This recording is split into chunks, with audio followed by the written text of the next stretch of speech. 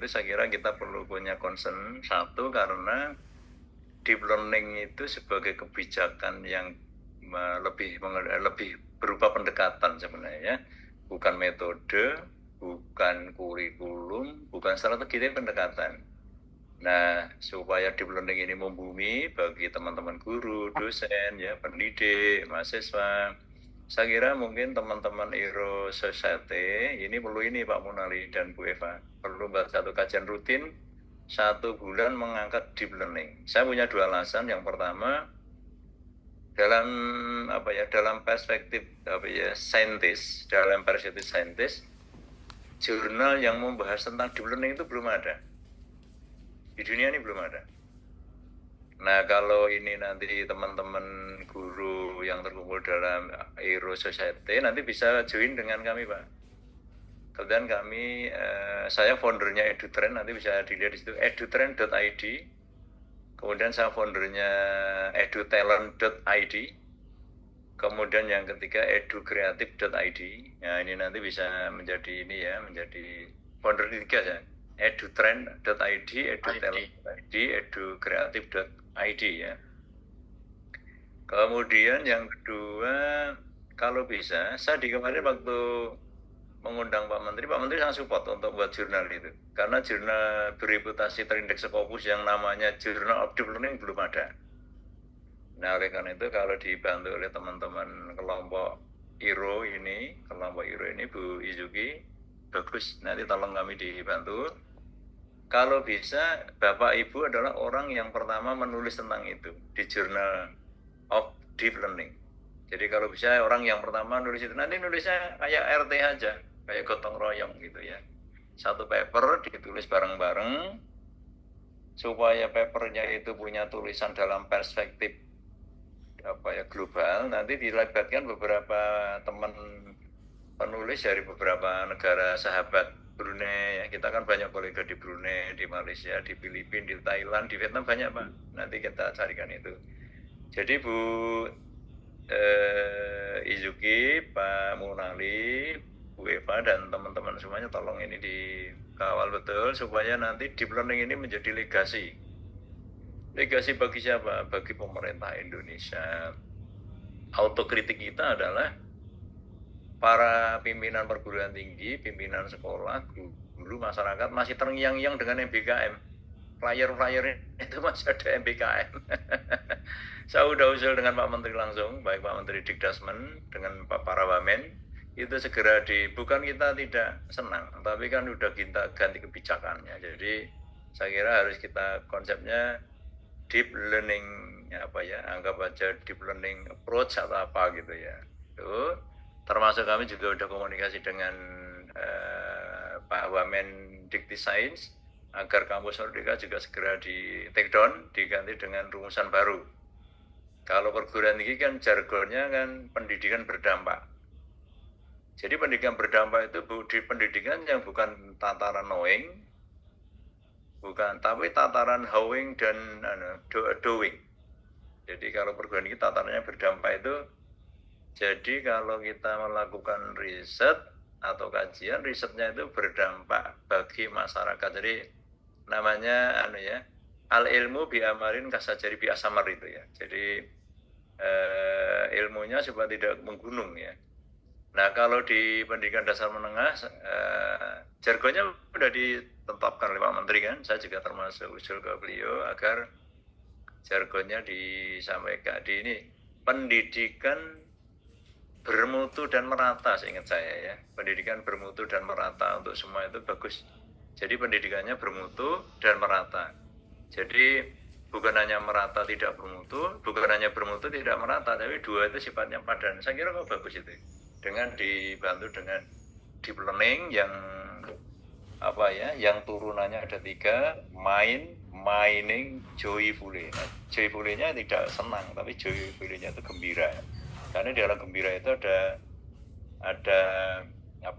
kemauan kuat ya, ada penghayatan, ada ada nilai ketangguhan. Sementara kalau senang itu sifatnya pasif, permisif ya. Tapi kalau gembira itu ada effort yang dikeluarkan. Bapak Ibu, Saya izin minta minta ini share materi tayang ini. Kelihatan nggih? Oke, kelihatan? Siap, Bro. Jelas. Kelihatan, Bro. Jadi disampaikan ilmu amal. Kalau disingkat ini sebenarnya judul yang panjang ini cukup ayem. I-nya itu ilmu, A-nya itu amal, M-nya itu manfaat, itu aja. Wa ilmu yuntafahu bihi. Jadi sebenarnya ini cukup disingkat ayem aja Bu Eva dan Bu Yuki ya. Jadi dengan tema yang diberikan itu kemudian saya parafrase menjadi hidup yang lebih baik itu adalah hidup yang memberikan kemanfaatan, hidup yang memberikan karakter kuat, hidup yang hidup yang memberikan manfaat itu kan khairun nas anfahum linas. Jadi sebaik-baik orang itu orang yang memberikan manfaat, bukan sebaik-baik orang itu orang yang menjadi kepala sekolah atau apa ini di sana, bukan orang yang di Dikti atau di ARPT atau di Lamdik ya, bukan sebagai ketua RT ya. Guru-guru saya kira juga penting ya jadi ketua RT di masyarakat supaya menjadi khotbah, menjadi teladan di masyarakat. Saya 20 tahun kalau jadi ketua RT, harusnya ditulis nih Bu ya, ketua RT 20 tahun ya. Nah, bagaimana dengan karakter kuat itu? Karakter kuat itu kalau dalam dalam konsepnya dalam konsepnya wasyatiyah itu kan petuah ya, jadi menjadi teladan, panutan, penemu, pencetus, pemikir, pemrakarsa, penggerak ya, memberikan manfaat pada masyarakat luas ya. Tentu saja ini tidak bisa yang memberikan kemanfaatan dan karakter kuat itu cuma tiba-tiba, maka harus dibalut dengan apa yang saya katakan berkesantunan positif. Berkesantunan positif itu ya al kalimatu thayyibah as-shadaqah itu ya. Jadi menggunakan dengan perkataan yang baik ya. Itu kan dalam kan disampaikan wa fislahu majanahu zuli min rahmati wa rabbirhamhum hama rabbayani shaghira. Jadi berendah dirilah kalian di hadapan orang tua dengan penuh kasih sayang ya, dan mohonkanlah orang tua kepada Allah Ta'ala agar menyayanginya sebagaimana beliau menyayangi pada kita. Itu saya kira ya. Jadi kalau disingkat ini sebenarnya cukup IAM, ilmu amal. Jadi dikatakan ilmu itu dikatakan menjadi ilmu apabila amal itu dikatakan amal beneran apabila manfaat gitu ya. Jadi kira-kira itulah ya pertemuan pada pagi hari ini. Oleh karena itu saya katakan hidup yang lebih baik harus khairun nas anfahum linas. Hidup yang baik harus hidup yang qudwah ya. Hidup yang baik adalah hidup yang al-kalimatu thayyibah as-shadaqah. Hidup yang baik adalah hidup yang ini ya, memberikan satu kompetensi luas ya bagi masyarakat. Tentu saja kita dihadapkan tantangan sekarang era komputasi ya, semua serba digital. Digital itu belum tentu juga semuanya baik, meskipun dulu teman-teman guru pendidikan termasuk saya, kita semua melawan bahwa suatu saat itu tidak mungkin tidak butuh guru, tapi dengan adanya beberapa flyer yang beredar beberapa waktu yang lalu, bahkan di salah satu negara sudah mendeklar ditutup aja itu pendidikan. Ini menarik. Ditutup aja itu pendidikan, jadi pendidikan itu nanti nggak ada. Jadi ini juga tantangan ya bagi kita. Di satu sisi kita masih memberikan perlawanan bahwa pendidikan tetap tidak bisa digantikan oleh apapun, karena pendidikan bukan hanya mentransfer dan mentransformasi ilmu, tetapi di dalam pendidikan itu ada value itu. Nah, ada value itu yang saya kira value itu yang belum bisa ya, teknologi yang bisa. Dulu AI banyak digugat orang-orang filsafat, tetapi sekarang AI juga udah mulai banyak digandrungi anak-anak muda. Anak-anak muda sekarang jadi rapuh, jadi insan. Kemarin saya baru ngobrol dengan Ketua Dewan Eksekutif PT. Beliau juga studinya S2 S3-nya juga di Jepang, mengatakan mengapa ya orang usia harapan hidup Indonesia dengan 3 negara misalnya, Indonesia dengan Taiwan itu selisih 11 tahun Bapak Ibu ya. Indonesia rata-rata 73, sekian tahun, sementara Taiwan 84, sekian tahun. Jepang lebih tinggi lagi. Di Indonesia 73 sekian tahun, Jepang rata-rata harapan hidupnya bisa 85, 86 tahun. Selisihnya banyak sekali loh. Kenapa? Karena kita rapuh. Rapat RT dekat pakai motor, teman-teman guru antar gedung pakai motor ya. Kemudian ke masjid pakai motor, rapat RT pakai motor, dekat-dekat itu. Nah ini saya kira budaya itu juga perlu diubah. Apakah ini cara halus untuk melumpuhkan negara-negara berkembang? Orang tidak banyak menyadari. Jadi usianya lebih pendek, kemudian minatnya jadi turun. Akhir-akhir ini saya kira para guru juga perlu menyentuh ya anak-anak didik kita yang sarapannya bergeser dari makanan yang berkarbohidrat bergeser ke es teh itu juga saya kira perlu diedukasi. Jadi ini teman-teman guru ya, anak-anak termasuk mahasiswa, sarapannya berubah sekarang, enggak lagi karbohidrat, kue, sego, telo enggak, tapi bergeser ke es teh ya. Jadi ini memang kita sulit membayangkan bagaimana membeli nasi yang ada lauknya harganya 5.000 nggak bisa. Sementara mie hanya dengan 2.000 atau 2.500 sudah siap saji. Nah pastilah kalau pertimbangan nilai ekonomis memilih mie kan begitu ya. Kan memilih mie ya. Nah ini juga hal-hal kecil yang menjadi tantangan Bapak Ibu sekalian. Bapak Ibu, ilmu amal itu memang harus saya katakan ya hidup itu memberikan kemanfaatan ya. Jadi sebaik-baik orang adalah orang yang bisa memberikan manfaat, sebaik-baik orang adalah orang yang usianya panjang dan bermanfaat. Jadi ibaratnya sendir ya, sendir itu lampu gitu ya. Maka urip iku urup. Jadi urip itu kudu memberikan kemanfaatan. Nah, pada pagi ini bagus, ini menjadi bagian dari adalu alal khairi. Jadi mengajak kebaikan bagi teman-teman guru untuk merefresh ya, untuk merefresh tentang pengetahuan, pengalaman kita berbagi ya. Karena di situ dikatakan orang yang mengajak berbuat kebaikan akan mendapatkan pahala dengan orang yang diajaknya dalam melakukan kebaikan itu ya. Jadi ini bagus. Dan inilah Bapak Ibu, ilmu itu harus mampu menyinari. Jadi khutbahnya ilmu itu harus menjadi penerang ya. Ilmu itu harus menjadi penerang, penerangnya menjadi pelopor. Saya sangat mengapresiasi Bapak Ibu yang menjadi pelopor, pejuang tokoh ya di daerah-daerah sejak dari Aceh, Sabang sampai Merauke. Ini juga menjadi komitmen khususnya Muhammadiyah Asia. Sedang menghadirkan perguruan tinggi bermutu dan merata. Sebentar lagi insya Allah akan berdiri di Universitas Muhammadiyah Teluk Bintuni. Ada ini Teluk Bintuni? Ada enggak? Ada enggak ini Bu Teluk Bintuni? Teluk Bintuni itu kalau dari mana? Dari Manokwari, dari Sorong terbang 1 jam ke Manokwari, dari Manokwari ke Sorong itu ke Teluk Bintuni itu 7 atau 8 jam. Seperti ya, Prof. Ada, dari Teluk Bintuni ada? Belum ada, Prof. Sepertinya. Belum ada sepertinya, Prof. Ini kita sebentar lagi akan berdiri di Universitas Muhammadiyah di sana. Dan dalam proses tempatnya Pak Warno ini di Merauke, Universitas Muhammadiyah Merauke, karena semangatnya adalah dakwah Muhammadiyah Asia itu memang di 2 hal yang utama ya, bidang pendidikan dan kesehatan sebagai kebutuhan dasar.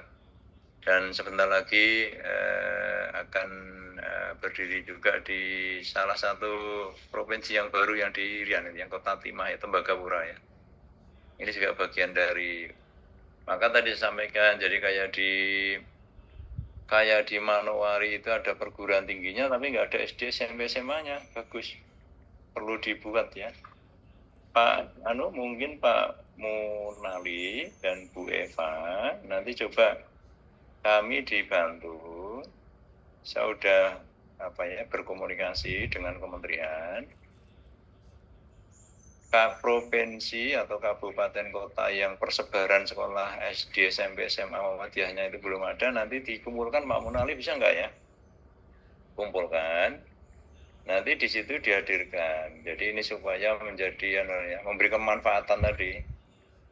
Jadi bukan hanya sebatas ini berbagi, tapi kalau bisa misalnya menghadirkan sekolah pendidikan dasar menengah di Manowari ya, yang belum ada. Kalau di Teluk Bintu ini sudah bagus. Nah, kemarin menjadi irup waktu waktu peringatan hari apa ya kemarin jadi irup itu ya. Waktu irup itu hari kebangkitan saya menjadi irup di sana. Terus mana lagi monggo ini Bu Eva, Pak Munali dibantukan proposal menjadi founder supaya bisa menghadirkan sekolah-sekolah yang ada di sana. Nah, ilmu yang bersinar itu apabila sebenarnya kita belajar itu hakikatnya nguwong. Jadi kita belajar ilmu apapun, matematika, fisika, itu untuk memartabatkan manusia, memartabatkan kehidupan. Jadi belajar itu hakikatnya bukan untuk cerdas, tapi untuk martabat. Nah nanti ini dialognya panjang lagi, karena dalam sebuah riwayat disampaikan, ya Rasul, Kanjeng Gusti, ya Rasulullah, orang yang pinter itu seperti apa? Orang yang berilmu itu seperti apa? Orang yang berilmu adalah orang yang akhlaknya bagus. Ya Rasulullah, apa sesungguhnya orang yang berilmu atau berakhlak itu? Orang yang akhlaknya bagus, orang yang bertakwa. Yang ketiga, ya Rasulullah, apa orang yang ciri orang yang berilmu yang pintar itu? Orang yang ketika hidupnya di dunia ini selalu memikirkan, menyiapkan bekal untuk nanti di kematian. Jadi itulah yang dikatakan ilmu itu memartabatkan sebenarnya. Nah kemudian ciri ilmu yang kedua liberasi. Diberikan ilmu itu sebagai pembebasan dari kebodohan, keterbelakangan ya. Jadi keterbelakangan itu mungkin orang diberi ilmu supaya bisa menghormati, merawat alam, bukan merusak alam. Jadi ini juga menjadi paradok ya. Di satu sisi kadang-kadang ilmu digunakan melampaui batas sunatullah ya. Karena sungguhnya kehidupan itu kan satu daur siklus kehidupan. Dan ilmu itu transcendental. Jadi sesungguhnya kita belajar ilmu apapun, ilmu itu hakikatnya untuk mendekatkan diri kepada Allah, mendekatkan diri pada Tuhan. Nah ini yang jarang orang disadari, maka tadi saya katakan AIM, amal, ilmu, dan manfaat. Itu dikatakan ilmu, amal, dikatakan AIM apabila apabila akhirnya digunakan menjadi sebagai instrumen atau sarana untuk mendekatkan diri pada Allah Ta'ala ya. Ini saya mengutip salah satu tokoh, pendidikan harus mampu membentuk manusia yang tidak hanya cerdas, tetapi juga berakhlak. Maka dikatakan orang yang cerdas itu apa? Orang yang bagus akhlaknya. Orang yang cerdas itu bagaimana? Orang yang berakhlak mulia dan bertakwa. Bagaimana orang berakhlak itu? Orang yang senantiasa memikirkan kehidupannya untuk bekal kematian. Jadi bekal kematian maka dibalut ilmu, amal, manfaat, dan itu harus menjadi transendensi dibalut dengan iman. Inilah yang tadi saya katakan, al ilmu bi amalin kasajari bi asamar tadi ya. Jadi Bapak Ibu, ini kita menjadi penting. Jadi kita kadang-kadang misalnya menyampaikan pasar itu tempatnya setan misalnya ya. Ya pasar dimaknai sebagai tempatnya silaturahmi ya. Pasar itu ditempatkan sebagai silaturahmi melalui sunatullahnya. Kebutuhan orang itu karena tidak bisa mencukupi sendiri maka dipertemukanlah di situ. Nah ini juga penting ditanamkan kepada anak-anak. Sekarang tergerus Bapak Ibu, bergeser pola-pola dan perilaku hidup itu sangat bergeser luar biasa. Kita tidak pernah menyadari apakah itu bagian dari upaya untuk mereduksi literasi humanitas negara-negara berkembang. Ini juga tadi saya katakan khairun nas anfa'uhum linnas, bukan khairun nas anfa'uhum kepala sekolah, bukan khairun nas anfa'uhum ketua RT, bukan khairun nas anfa'uhum direktur Lamdik gitu ya. Jadi ini sebagai orang adalah yang beri manfaat. Nah, Bapak Ibu ini menjadi bagian dari orang-orang yang adalu alal khair, yang mau mengajak berbuat kebaikan. Ini yang tadi saya katakan, pernah ada seorang Ansor menghadap Rasulullah SAW. Orang itu bertanya, wahai Rasulullah, mukmin manakah yang paling utama? Beliau jawab, orang yang baik akhlaknya. Ya Rasulullah, mukmin manakah yang paling cerdas? Orang yang paling banyak mengingat mati dan paling banyak persiapannya. Dia dalam paling baik persiapan menghadapi kehidupan setelah mati. Mereka itulah orang yang cerdas. Jadi antara humanitas, liberasi, kemudian transendensi itu berakhir kepada ilmu itu untuk mendekatkan diri kepada Allah Ta'ala. Bagaimana dengan khutbah yang karakter kuat? Khutbah yang orang yang menjadi teladan, menjadi sosok panutan yang memberikan kemanfaatan, pemikir.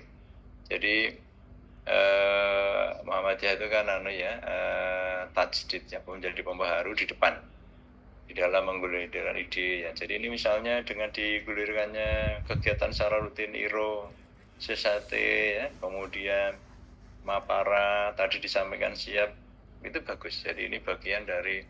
Nah, saya usul Pak Munali dan tim, IRO Society ini segera dipatenkan. Sudah apa belum? Proses itu bro. Ya, Mapara ini segera dipatenkan. Sudah atau belum?